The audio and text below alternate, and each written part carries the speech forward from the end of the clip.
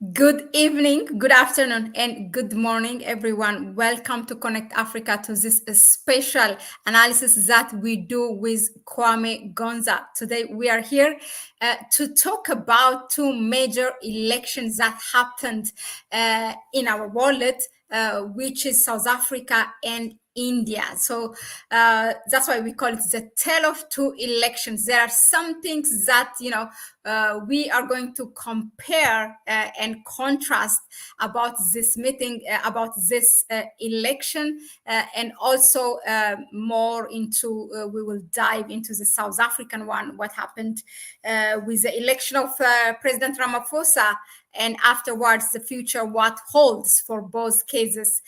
Kwame, welcome once again.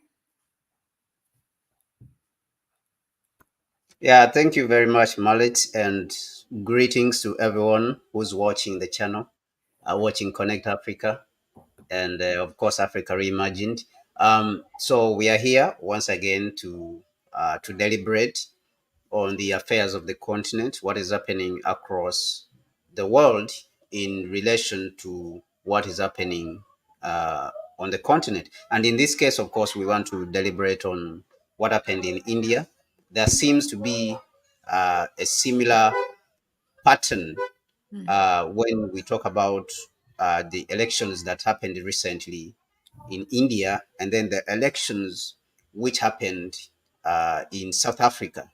And South Africa is very important for us because South Africa is one of the strongest countries when it comes to foreign policy on the African continent. I think you can count a couple of countries on the African continent which have very strong foreign policy, which you can say that to a certain extent it may represent or it represents Africa.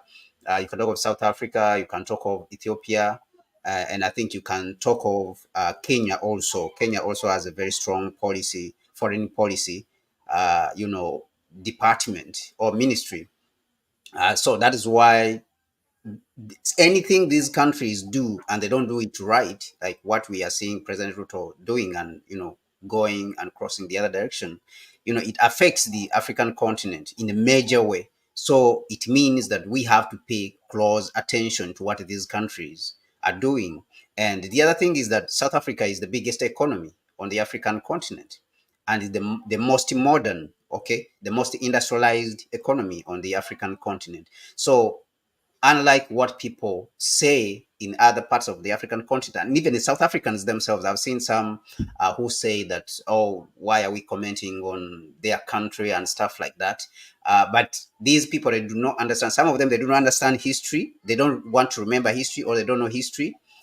But also they don't understand how interconnected we are as a continent because South Africa has a lot of corporations which are across the African continent. You can talk of MTN, you can talk of DSTV, you can talk of Stanbic Bank. A lot of corporations are coming from South Africa and they are investing all over the African continent. So this is why it is very important. It is very important for us to be abreast with what is happening across all, not only the world, but across all the African continent and in all the African countries. So I think it is very important for us to comment on them because these issues affect us. What is happening there? If they elect, for example, the DA, the Democratic Alliance, is going to affect the whole African continent.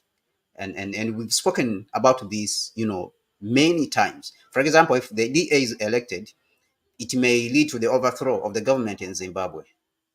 You see, so because this is a neo-colonial, institution, a neo-colonial party, so that is why we have to pay very close attention. And its effect, the effect of the election of the DA, may flow all the way even to the Democratic Republic of Congo and all the countries around, and even in East African region. So it is very important that we pay attention to what is happening. So this is what we have come to talk about today in relation, of course, to what happened in India and so forth. So we want to thank everyone who is on the platform and is watching. And we ask you to share the platform with others and invite them to subscribe to the platform, Connect Africa. So, Mahlet, back to you. I'm giving back the microphone to you. Sorry for talking too much. No, no, it actually helps until our audience gather, but at the same time, it was really important thing. Sometimes people don't know to the extent of which, to the extent of what things happening in our neighbors or in our continent in general will affect us, being in the continent. So I'm glad that I'm happy that you brought this. If DA is elected, if even now it's partnered with. It's allied with ANC, and what does that mean for Zimbabwe? So, but that's something else. Maybe when we dive in it, you will bring it. Now, before I go ahead, I will start. We will look at, the election of President Ramaphosa and versus Julius Malema in the parliament, and then what this means, Julius Malema's candid speech in the parliament, and now that am I hearing my own echo? Where? Okay. uh, and what it means now, ANC allied with DA and Julius having all that, things inside. He's not happy. So what does it mean, for the future? How it will affect and India's, loss of the majority? These are the things that we are going to look at. But before, since we are talking about the tale of two elections, how do you compare these two? Elections, major elections for us, because both are founding members of BRICS, and it was watched by the whole world as it happens, and what it unfolded was unexpected or maybe expected. Yeah, give us your analysis quickly of these two elections, what happened in Africa, in South Africa and India, and the result. Okay, thank you, Mahlet. Yeah, of course, both countries had, elections almost much close to, to each other, in the same month. And both countries are in BRICS, surprisingly. Both of them are in BRICS. And, they are powerful countries where they are, regardless of the fact that in Asia, we have China, close to India, and they have their rivalry. But what we are seeing is that the two parties, both of them have struggled, to retain control over their countries. When you look at the ANC, it faced, different challenges, and people have been talking about the power challenges, the blackout challenges in the country, and the slowed economy and the unemployment of the youth, and this has become, a big problem. And then on the other side, of course, you had the emergence of President Jacob Zuma with his party, Umkhonto, which is the MK party, which led to the erosion of of the elections. But even when you look at the erosion of those elections, which was around 14%, which the Umkhonto party, the MK party, got. You can see that South Africa already lost about almost 17%. So even if the MK party took about 14, you can see that there is still other people who stayed away from the party. Because if you trace those elections, if you trace those votes, which went to DA, you don't find those votes that they came from the ANC. So you can see that still people stayed away from the ANC. Other people stayed away about 3%, almost 3%, because the MK party took about, let me say, maybe 12%. And it took up, 12.5%, and it took some maybe 1.5%, from the EFF. But you can see that almost around 13%, you know, either, 3%, about 3 to 5% of the voters of the ANC, you know, like stayed away, or they went to other smaller parties, which are black parties, that they were supposed to be elected. And now, when you go to also the BJP party in India, also, it experienced some challenges. Of course, the economy has been growing very fast. India's economy has been growing very fast. But again, the fruits of that growth, because India has been the fastest growing economy for the past few years. Even this year is going to be the fastest growing economy with around 8%. All right. So last year it was the fastest growing economy in the world. I'm talking about the world. So mm, is posting 7%, 8%. But the problem which you see in India is that that growth is not going down to the people downwards on the ground, the least of the people. So it's just going to the rich people. And this is something which, of course, I'll expand on when we come to a section on India, on a question on India, which you said that you want to ask. But of course, this also shows the limits of this so-called democratic system. We see Prime Minister Modi himself. You can not say that, oh, he has been purely democratic, as many people, some of them have been calling him an autocrat leader, autocratic leader, because of the way he has handled the minorities in the country, like the Muslims and stuff like that. There's that rhetoric of favoring the Hindus and stuff like that. So there's that problem within that he normally, his party promotes hate speech against the Muslims. So, and that has been there for some time. And then the other minorities, which are so-called untouchables and stuff like that. They have a sort of a caste system which discriminates against these people who are darker in color, who look like Africans. Yeah, so there's that problem. But I think that this could be one of the problems, regardless of the growth that has been happening in India. That some of these people now feel left out, even though there is growth, that the country is growing, and he's been doing a lot in trying to build up infrastructure. But this means that the people are not feeling, the growth. They are not really feeling the growth. So that is why the party, BJP, had to lose the majority, and then it had to ally itself with smaller parties for it to be able to go through, even though it was expecting, because he mhm, has been working a lot and there has been growth, economic growth. He expected that maybe you get about 370 seats in the parliament out of more than 500 seats, which are in there. But it didn't turn out like that.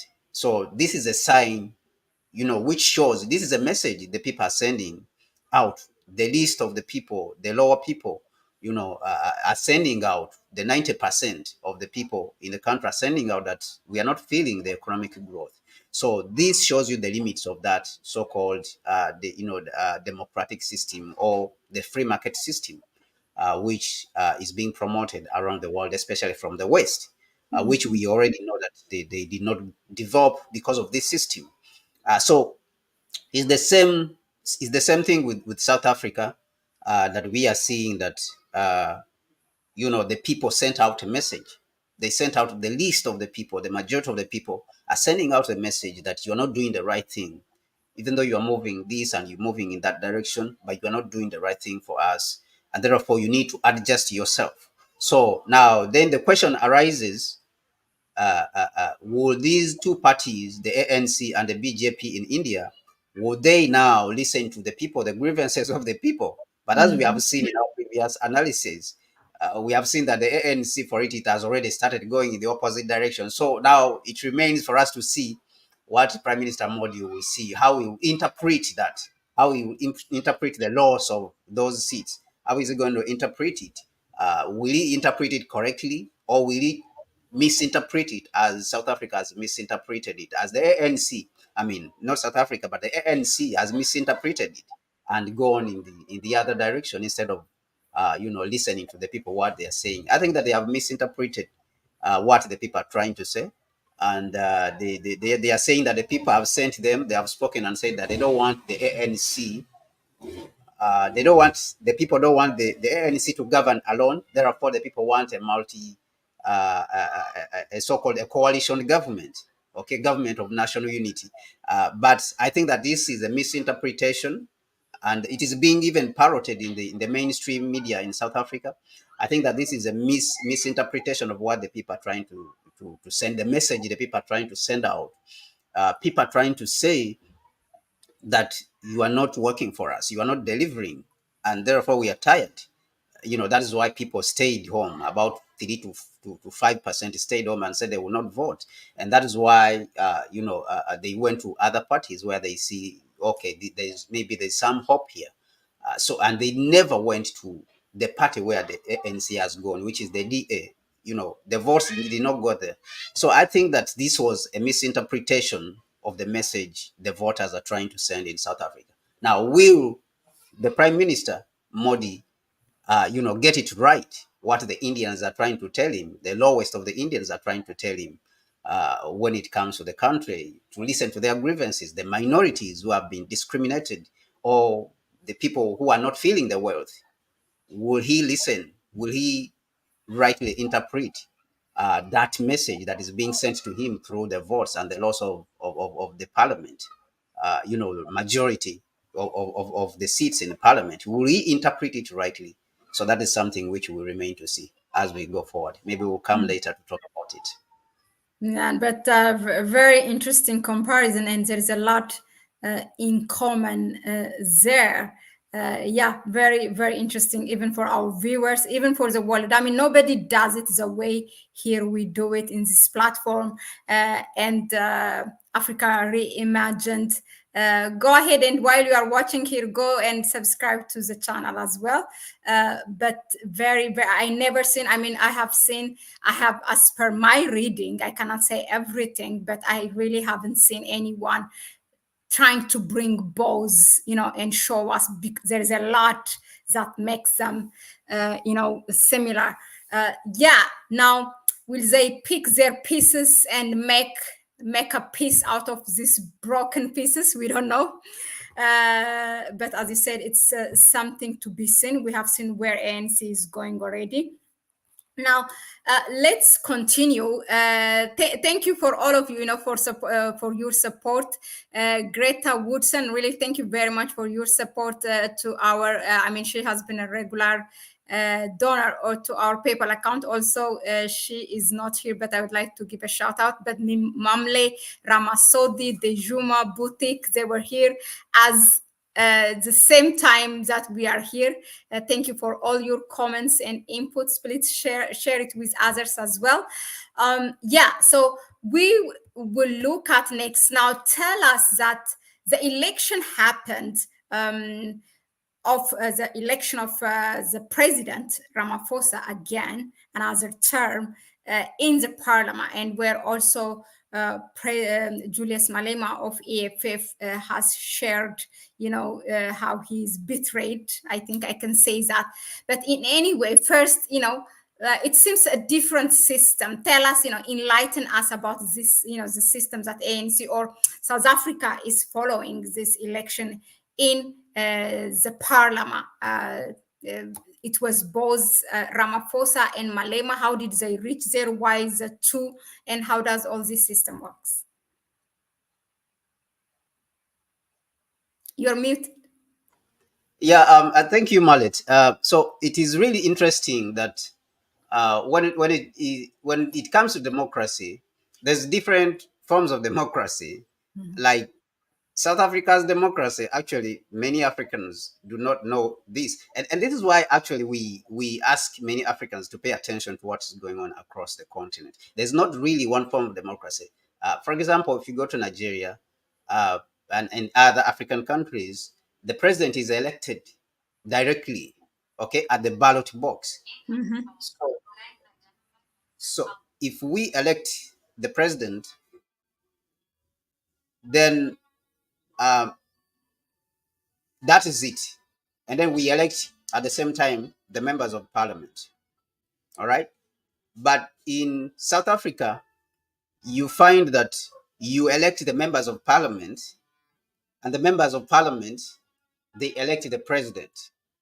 So once you elect the members of parliament, and that is what we are looking at in South Africa. And actually, this is quite similar to what is happening in India, that the general public does not elect the president, but rather they elect the electors of the president, who are the members of parliament.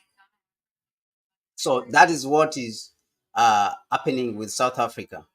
Now, even when you go to the United States, also, even in the United States, actually, it is quite different that the people they elect on the so-called members of Congress, who are like the members of parliament, and they also elect the president. But then again, the electoral college, you have the electoral college, which is like around 526 people. They again come and elect the president the second time. So their results can annul or can wash away the vote of the majority. So that is what is happening in the United States, that they have a different system. But when these people, when these Europeans are coming to our countries and pushing a certain narrative, you may think that like democracy is one form. There's only one type of democracy. So this is one thing which we learn about the South African elections. But what happened is that the members of parliament were elected, and um,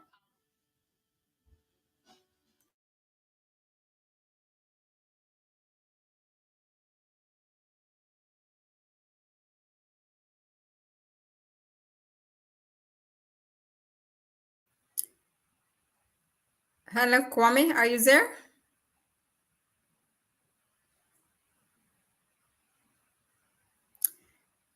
Bit of a technical thing. Um,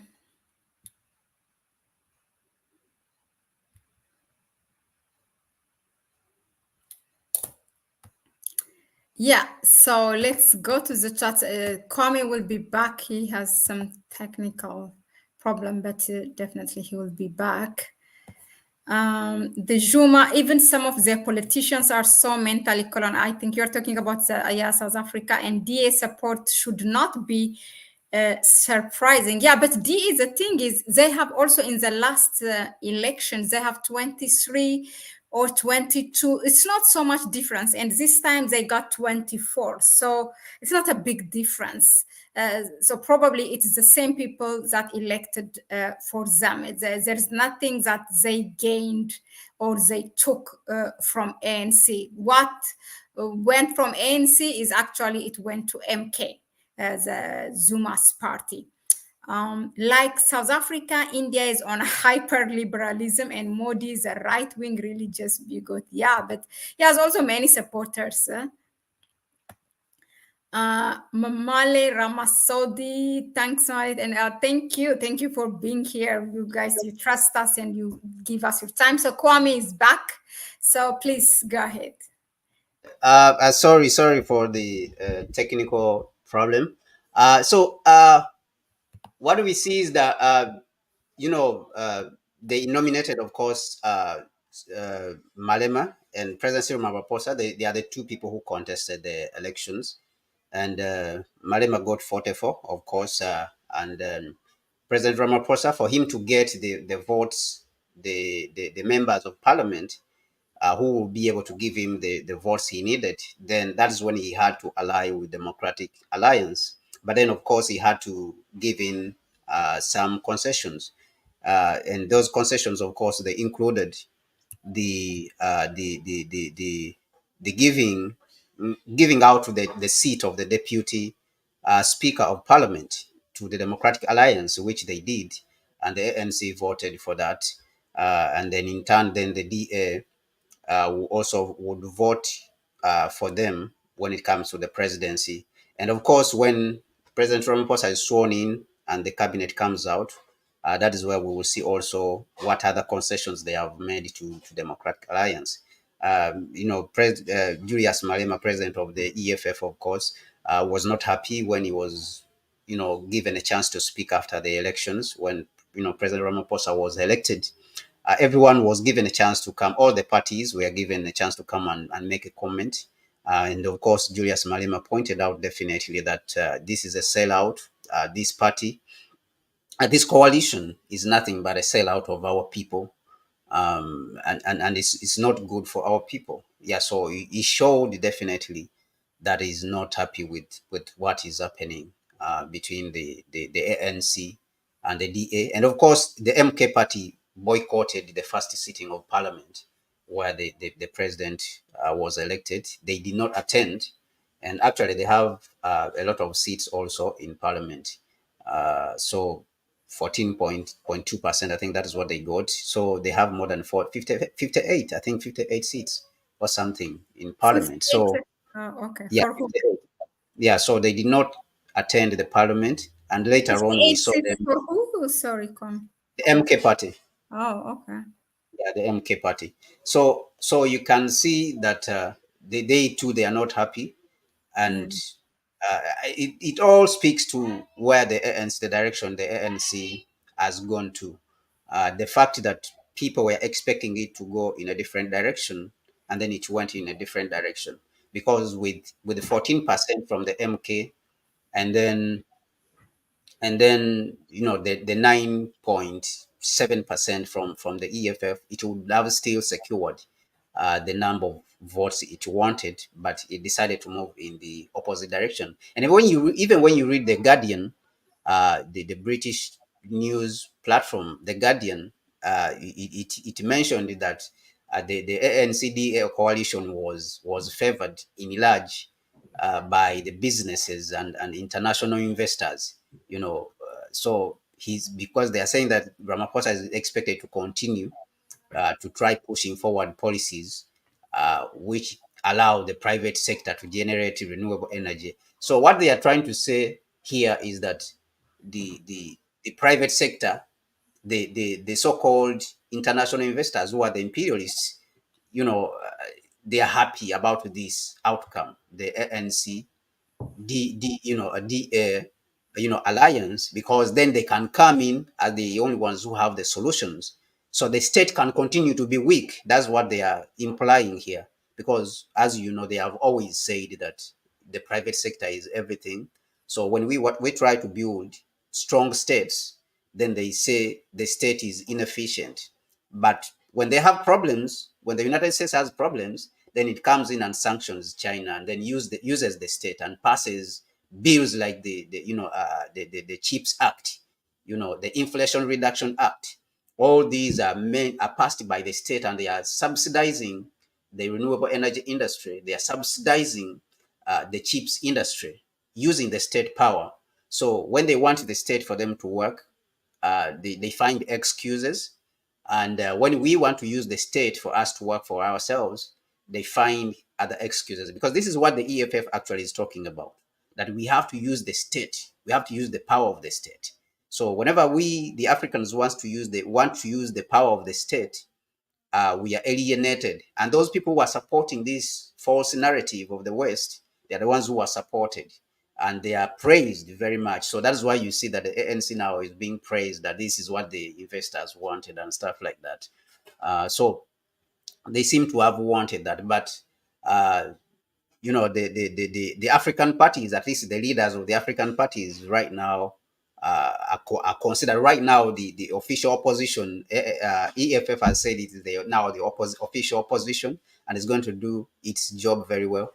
But of course, you can consider the MK and EFF the official opposition right now, and and I think that they're going to continue to represent, and their popularity is likely to grow further, because they are the ones who represent that thinking that the state should work. The state should represent the interests of the people. It should not represent the interests of private people in the name of so-called investors who are coming to capture it. Yeah, so that is basically, in a nutshell, what happened in the parliament.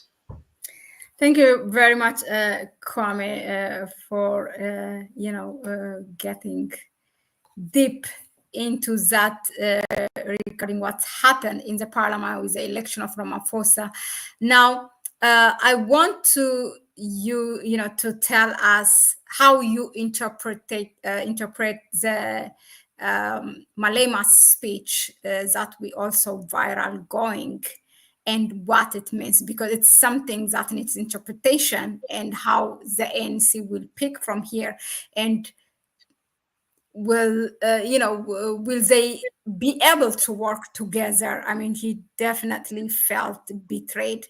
Shall we invite our audience that 2-minute video, and then maybe you take it from there? Yes, yes.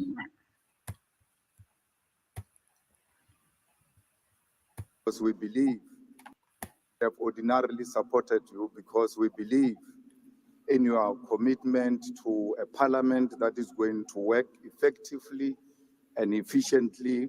We have an experience of working with you even before, and we do not doubt your capacity.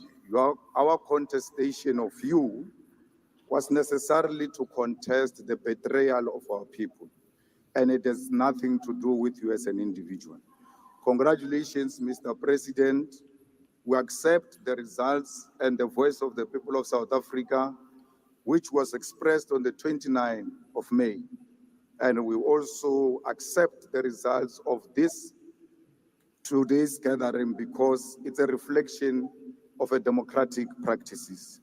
But we contested because we wanted to demonstrate to South Africa that we do not agree to this marriage of convenience to consolidate the white monopoly power over the economy and the means of production in South Africa.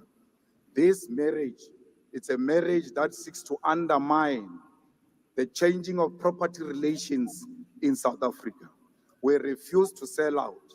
We've never done so when we're young, and we're not going to do so today. We don't have a history of being collaborators. We are going to ensure that this parliament is functional. We can reassure you that we will not fight with any bouncer. We are going to be the best and effective opposition that is going to ensure that both you and the DA are held accountable. This is not a government of national unity. This is a grand coalition between the ANC and the white monopoly capital. Honorable History member, your will time judge is you over. and judge you harshly. Thank you. Ingata Freedom Party. Yeah, very interesting. But let me just say this: how, first of all, the highlight for me, the clap from Ramaphosa himself when he told we're going to be functional and the best in functional opposition and the best and effective opposition. That's what he said, and he clapped for him. Secondly, to be how many of the parliament in our continent really be able to talk, opposition and the other, the one who is the ruling party, to tell on your face that your contestation, that's also, I think something that needs to be Yeah, told. yeah. So to actually, as you mentioned, to a large extent, the what Malema said, EFF, EFF's position is what needed in majority of the African countries. But of course, it is unfortunate that in majority of the African countries, where come to Ghana, Nigeria, and all the other countries, that the two sides have been captured by the imperialists, the so-called investors, which is white monopoly capital. So you can barely hear a voice like that. So I come from also the Africa Continental Unity Party. So my colleagues, this is one of the things which I wanted to talk to them about, that there's a need in these countries where we are operating to speak things the way they are, that this allying of African political parties with the white monopoly capital and taking over the country and then selling the people and selling their resources and selling our resources and claiming that they are inviting they are inviting foreign direct investment. Which foreign direct investment?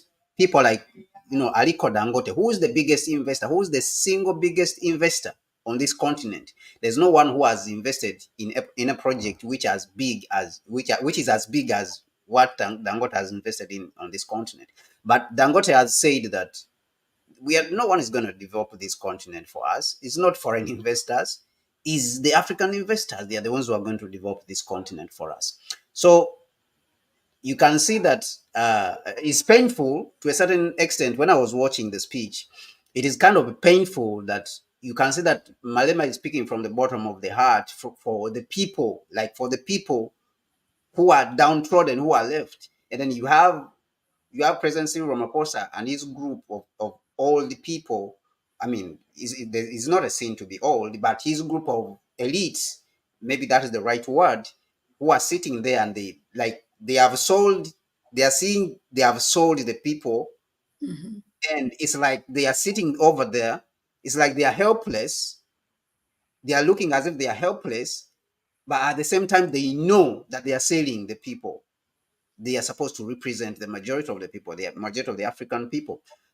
So it is very unfortunate, of course, but I think that these kind of politics and candid speech and candid communication to people who are selling us out across the African continent, I think is the one which is supposed to come to all African parliaments and these political parties, instead of other political parties in majority of the African continent looking for an opportunity to sell out more, because that is what you find in majority of the African countries in the political parties. They instead look for an opportunity to sell out more, and they run to the whites instead again, and they say, we'll give you this and we'll give you this. Maybe this one is not giving you enough. We'll give you 10 blocks. If he gave you 8, we'll give you 10 blocks. We'll give you even this one. We'll give you this gold mine. We'll add the bauxite and we'll add even the oil and we'll add, you see. So that is what we see happening in a lot of African countries. So me, I'm really proud of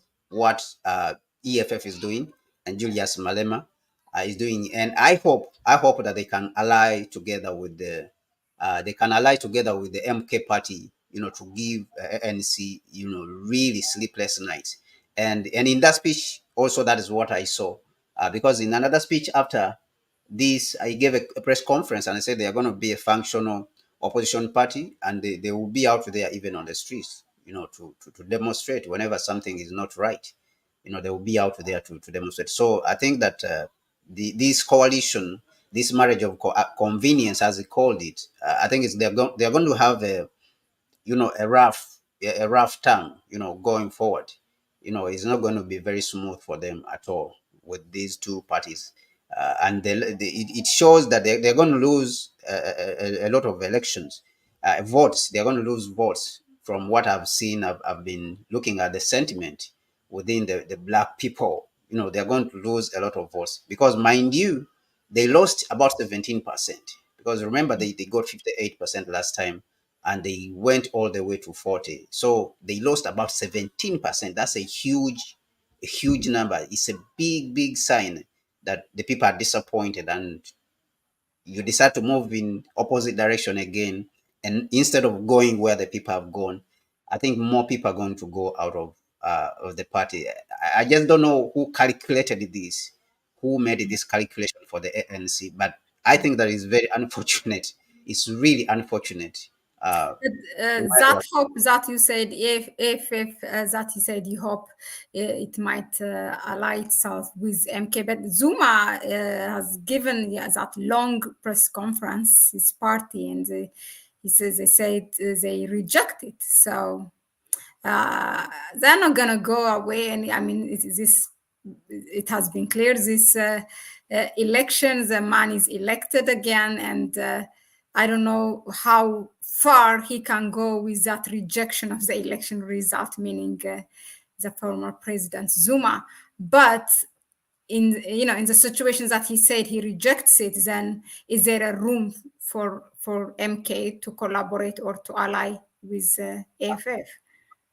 it looks like there's a lot of bad blood between President Zuma and Ramaphosa. So I really don't see them collaborating. I see them, more collaborating with No, with Julius. AFF, you think? But for the ANC, they really have blood, like one on one, person to person, individually. Yeah. I think they have very bad blood with each other. Zuma has never forgiven Ramaphosa, for leading, you know, they're forcing him, when he was forced to resign as president. So he still thinks that Ramaphosa is the one who led that campaign of having him resign. So they have personal blood, they have vendetta on each other. And Zuma has kept this inside. And then you add the persecution of throwing him into jail and courts. And so he has that within him. So I think that he wants to do everything he can to break up the ANC and destroy it. And If that is what he wants, I think that he has succeeded at doing it. That is what I think. He has succeeded at doing it. And Um, particularly if ANC continues the way it is yeah, doing things. and actually, Ramaphosa himself also, instead of not taking this personal and looking at the party and saying, okay, for the interest of the party, let me bury this and try to extend, push my hand and extend it to him, extend my hand to him so that we can reconcile and see how we can reconcile and work together.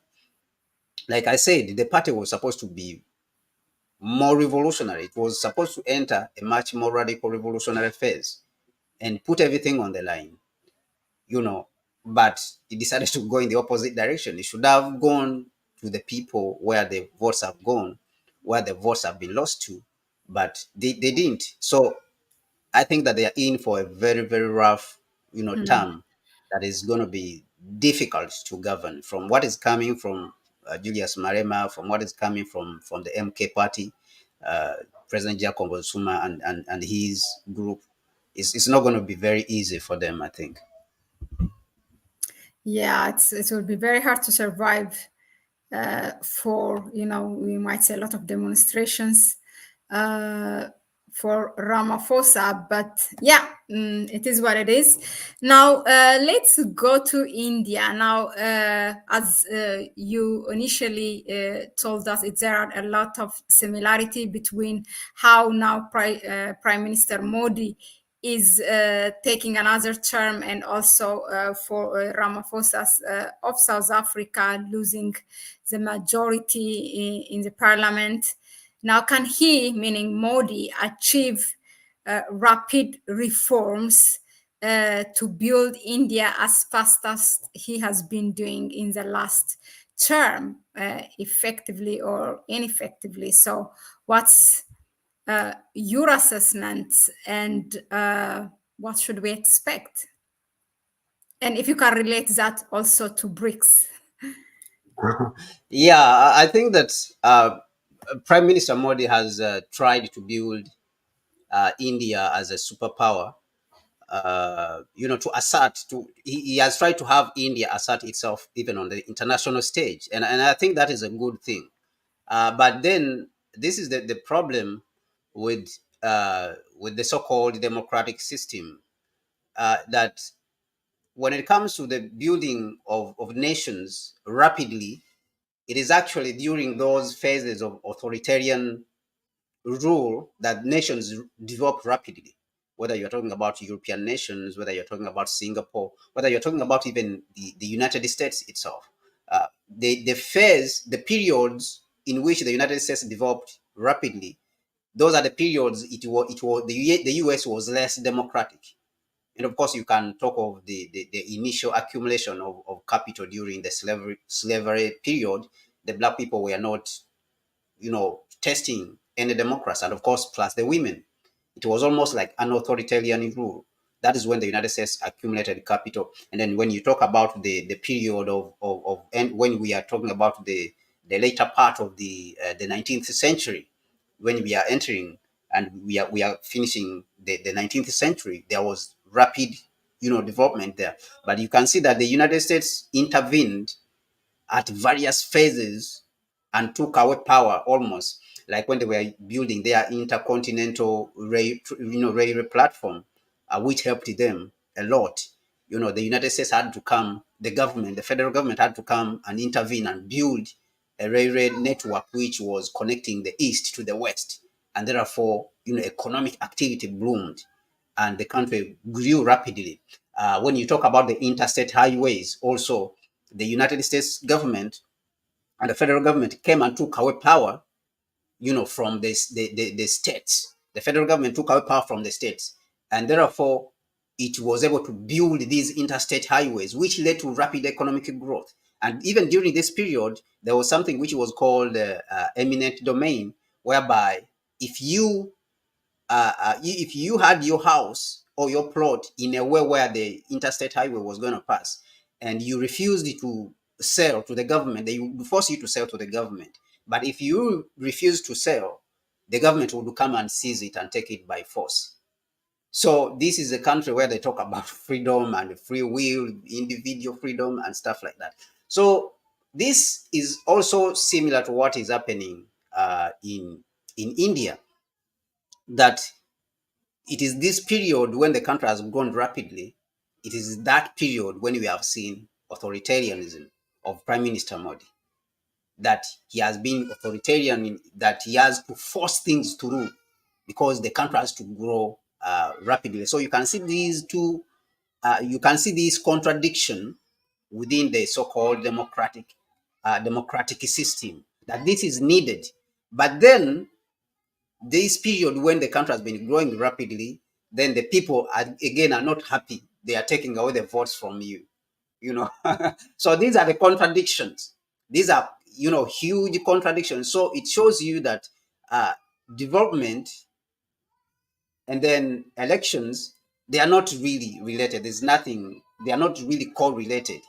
And this is what the West has been lying to us about and saying that, okay, you need to have democracy before you can develop.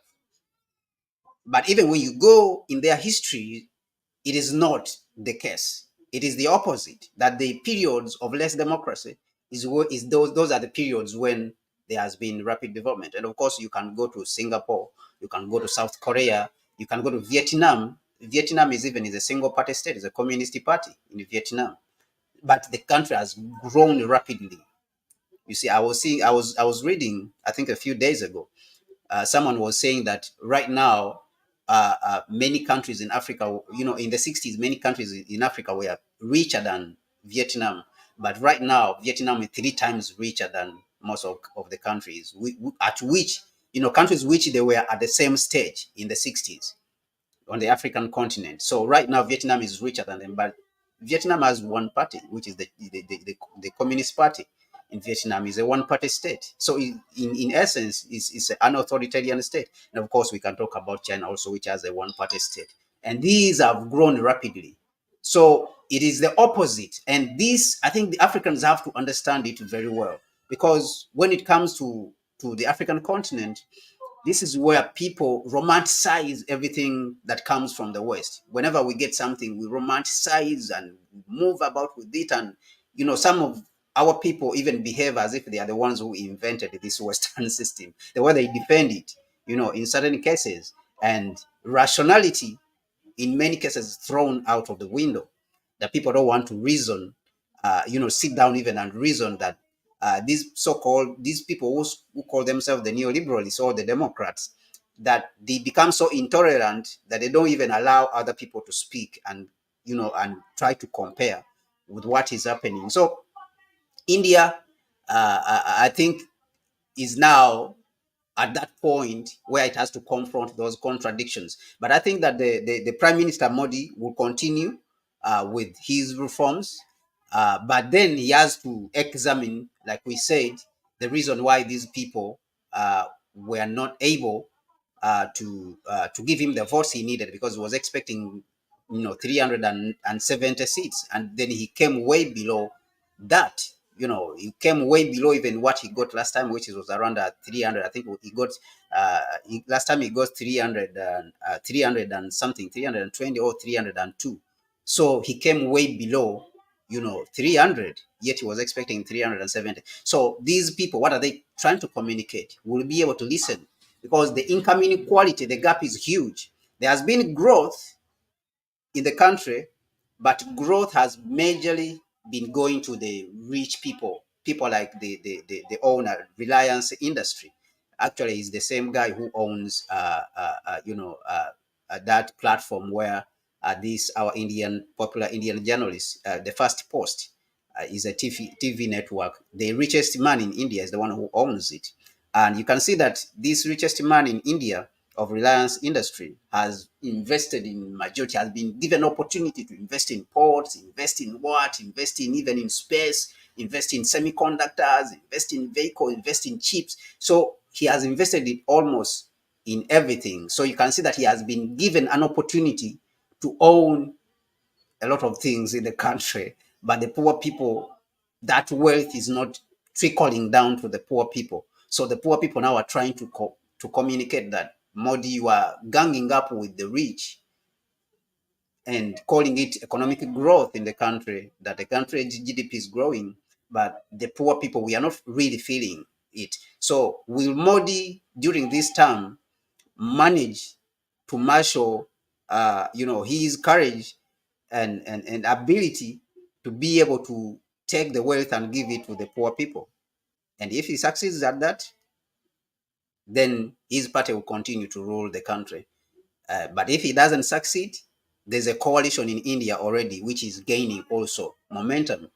That's the coalition actually which took him, which affected him a lot, took a lot of the votes from him, from his party. So will it be like China, whereby the government, President Xi Jinping, will have the Xi Jinping, moment, whereby right now we see in China, President Xi Jinping is reining in on the rich and trying to redistribute the wealth, to the poor, to the poor people, to the downward people, because China has also been experiencing a lot of income inequality. So will Modi be able to do this with his democratic system? So this is a very difficult balance, to do or to make. And actually, this reminds me also of what Charlie Munger, who was a partner who died. I think he died this year. Who was a partner to Warren Buffett, when he was asked about India and he was asked about Singapore and China, he said that he doesn't see he doesn't see India succeeding, and the reason he gave, he doesn't see India overtaking China. That is what he said. Or India being like Singapore, growing fast as Singapore. Of course, he said that China grew because of the example of Singapore, because the people in Singapore are Chinese natives. They came from China, most of them. So the Chinese on the mainland, they saw the Chinese in Singapore and they say, look at what these guys are doing. So we have also to develop. So the Chinese basically copied Singapore. And they were asking him whether whether India will be able to copy Singapore and China. And he said that it will be very difficult. And the reason he gave is that the Indians took the most foolish things from the democratic system, and that's what they are practicing in their country. So you can see that Charlie Munger, who's a capitalist and is investing in China, and was investing a lot in China, even invested in BYD, which has become now the biggest automobile manufacturer in the world, was indicting actually the democratic system. And he said that the Indians took the most stupid things out of the democratic system, and that's what they are practicing in India. That is why they cannot develop, rapidly. So now the question is, will Modi be able to root out and temper those so-called stupidities about the democratic system, uh, which come with giving majority of the wealth of the country to a few people and leaving up majority? Will he be able to control that and, find medicine for that? Will he be able to take wealth and give it back to the poor people, to the majority of the people in the country? And if he succeeds that, then the party will continue to be in power. If he doesn't, then his party is gonna go out of power, regardless of how rapid the country grows. As long as the wealth doesn't go down to the last people at the bottom, then it's gonna be difficult for him also going forward, just like the ANC.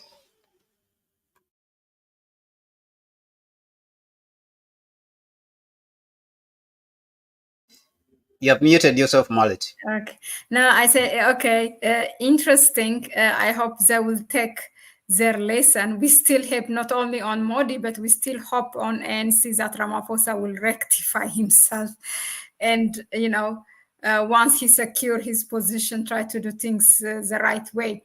But if anything, I mean, we have some inputs from our audience. So just to give them time, if you can just, in few words or in few lines, if you can tell us if there's anything, what did this election taught us, this election in India and South Africa, with regards to the West's electoral democracy, like very briefly. I think for me the lessons here are two. There are two important lessons which we need to learn, especially as Africans, and of course the whole world, that what the West has been pushing on majority of the countries across the world, I mean, it's not true. It is not true that it is democracy which brings about development. And of course, this one we've given about the examples of Singapore, China, South Korea itself, even the United States itself, and Britain and European countries. All of them, they took this wealth through aggression and colonialism and slavery. And it is after they had become rich, then they started talking about democracy. Because even when they were here and they were governing our countries, through colonialism and slavery, they never gave us democracy.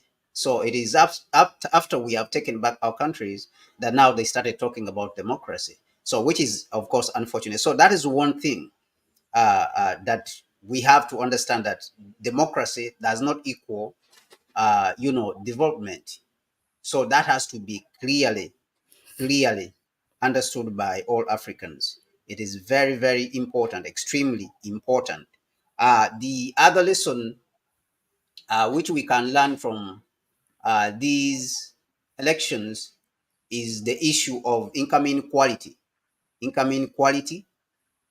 and the leaders are supposed to pay attention to all the country, not just a few people at the top. So you have a few people at the top now; they have even lost touch with the reality in the ANC. They think that it is about pleasing capital. So I was reading one comment from one South African who said, let us wait during the next elections and see whether it is the capital, the business people and the private sector which will elect them, which will give them power Yeah. at the ballot. Let us wait for them because they are preoccupied with pleasing, Yeah. Western capital, white monopoly capital, instead of pleasing their people. Instead of going where the votes have gone. Where have the votes gone? The votes have gone to MK party and the EFF. That is where you have been. That's where the ANC has been losing the votes to. So instead of going there, they went the opposite direction. So this shows you that they're going to continue to lose. So it's important, I think, that to fight this income inequality in our countries and understand that it is the people who we claim that we are representing. These people, we should give them their rights, their economic rights. So I think that these are very important lessons for me, and for us as Africans, to learn from what is happening in these elections. Thank you very much, Kwame, for that. So, as for us, coming here prepared for ourselves and for you to, to add some more enlightenment to give it that African perspective. So, those are the questions we wanted to look at. So that it gives you, that you can take out what happened in these two major elections in South Africa and India. Now, what will the future holds? So that was it. But as always, we like to interact with our audience, and I'm gonna go through some of the questions. And comments as well. Yeah, there was somewhere Dejuma, was it Dejuma Boutique, who said the clap from President Ramaphosa was rather a condensation one. Yeah, like, okay, I hear you. I am the president anyway, you know, kind of thing. I thought it was pretense. I thought it was just him pretending that, okay, Yeah, he's recognizing what Malema is saying. Okay, I want you to behave well as opposition, stuff like that. when they praise me, it means I have betrayed my people. But if they're against me, it means I am doing good for my people. Yeah, that's us for the foreign people. So yeah, they're praising them. I think this is for the comment that you said, the I think Guardian. it is, that comment. I think it is Samuel Machel, who was the president of Mozambique. Uh-huh. Actually, he died in even they killed him in a plane crash. Yeah, Yeah, he's the one who made that exactly. statement. Yeah, that the day we ever see, he was telling his people that the day we ever see the white people praising him, they should know that he has betrayed, you know, the blacks. That's what he said. Sekou Toure wasn't the first one. Also here he put Sekou Toure. Yeah, I think Sekou Toure too, but Samora Machel, I think, also said it. He said Okay. something like that. What else we have? Okay, hello. We hear you. Hello, CNDS. Okay, Yoruba land. Okay, Yoruba land said nowhere in the world will private capital put national interest first. They just extract the end. Yeah, that's what. Yeah, definitely agreed. Eddie Dixon, he said. Of the apartheid to hold on. The apartheid managed to hold on the 72% of South Africa land, and it's not Mandela's fault. It is it or overconfidence in being majority population? If it's not Mandela's fault, is it or overconfidence in being? Okay. I'm not sure if the question is clear. Siende said the state has to take central role in development. The economies of the collective West are collapsing because they are handing over key sectors of the economy to the profit-driven private sector. Yeah. I don't know why they don't take a lesson. And you brought Kwame, a very good example, like Singapore. Was it when we talk on the phone or now here on the discussion? You said it, Yes, how now. Yes. still, yeah, state owned. Okay, saying this again, the biggest companies and banks in countries like China and Russia are state owned, yet their economies are growing faster than. Yes, exactly. That's what. Essentially, neocolonialism equals to fascism. Neoliberalism leads promotes fascism. The first spot sounds like an Indian version of Western media. Exactly, myself and Kwame were talking about it a lot. What happened? Gize Geta Yeah. says. Mahlet, so that India, the person who said that it sounds like an Indian version of Western media, and you can't blame them, of course. And this is what we were saying, that everyone sees it differently, see the world differently. So it is up to them, it is up to themselves, and it is up to us also to see the world how we want to see it, because they are seeing the world from an Indian point of view. So you can't blame them. It is up to us also as Africans to see the world from an African point of view, because we can't see the world as Africans like the Europeans and the Americans, because we were colonized people. The Europeans, they are the ones who colonized us. But you find that these Europeans are forcing the Africans to see the world from the European point of view. See? So unless you are saying we should also come and colonize the British and the Americans and the Canadians and the Australians first, then we can start seeing the world from the same point of view. Because now we will understand what it is to be a colonialist, but we don't know what it means to be a colonialist. We only know how to be the colonized and the enslaved, and. So if this is how we understand, how we see the world, how do these people who colonize us want us to see the world from their point of view?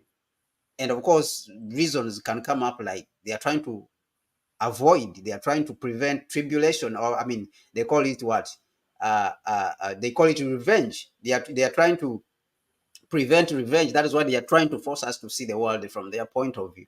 Because once we continue to see the world from our point of view as people who are colonized and enslaved, then retribution, we will carry out retribution on them and revenge on them. Maybe that is why they don't want us. But I think that the Indians with their media platforms is up to them to see the world from their point of view. We can't force them to see the world from their point of view. Even when they come to comment about African affairs, of course, they can't comment about African affairs like how an African media platform like us would comment about our issues as Africans. So the Indian will always comment about African affairs from an Indian point of view.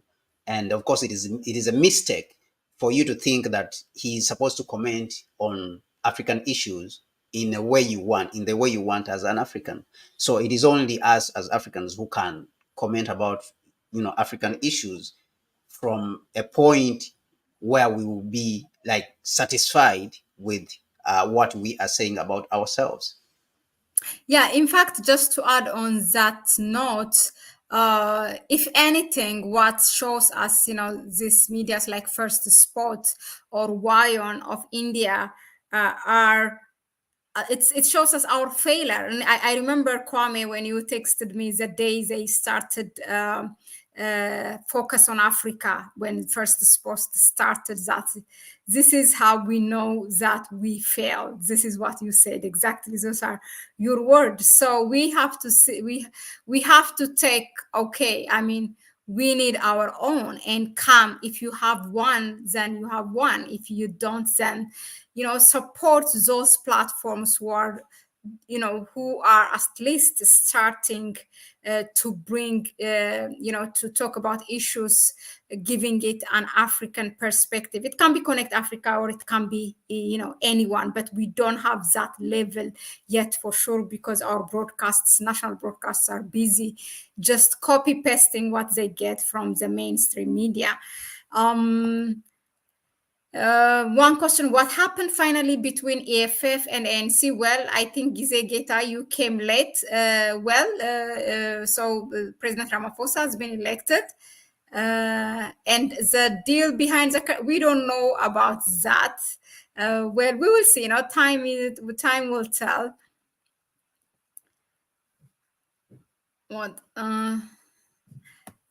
What about also Gizegeta asks, what about the Scandinavian? Most of them weren't part of colonialism or dirty stuff. They are balancing democracy. Okay, now that will be a bit out of our topic. Critical seems to answer: the Scandinavians invest in themselves as great technologists. They have educated themselves into their current position. Well, okay, I think it's let's call it a day or a night. That's it. For us, thank you very much, Kwame, for this, to shine a light on this topic. And thank you all for being here, for rooting with us, for trusting us. And we trust also you are sharing this video with others. Thank you, Black, for reminding our people. Thank you for supporting us. Those of you who are supporting us through our PayPal, who are taking a time, even it's a second or a minute, to go and comment on our channel, and to have time, to subscribe or hit that notification bell. We don't take it for granted. We really, really appreciate it, and we are so grateful for that. And please do so to also the Africa Reimagined channel. And Kwame, unless you have some last words, thank you. Yeah, thank you so much, everyone who's watching. Support the African platforms. We need to take back the narrative, and that narrative is not going to be taken back because we need everyone on board when we are carrying out this struggle of taking back the narrative, the African narrative. We need everyone on board. So that means that you have to support these African platforms when you see that they are out there, fighting, because it's not easy. That is why you see that the West has CNN and it has all these platforms, is because they are trying to, dumb down our narrative so that we don't say anything. We look like we are dumb people who cannot defend ourselves. So it's important to start with that you guys support these African platforms so that we can push the African narrative out there.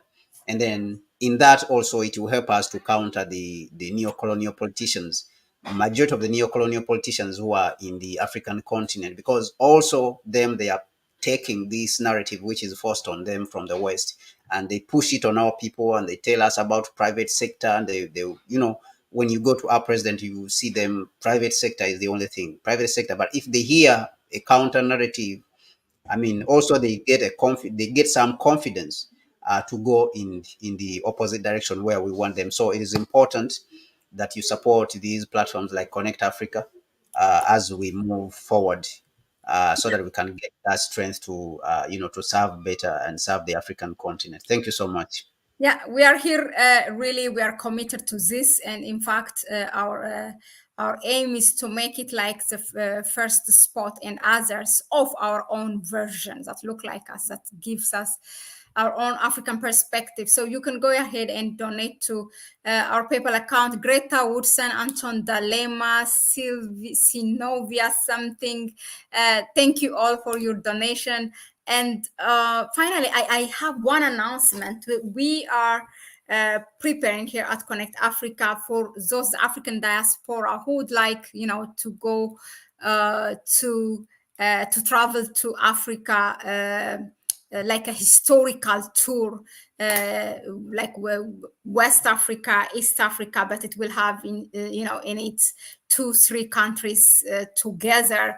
So we are planning to do one either in September during the Ethiopian New Year, or maybe towards the end of this year, 2024 December. So drop us an email and we will see, from how much of you are interested. Then we take it from there and we'll share a detailed plan.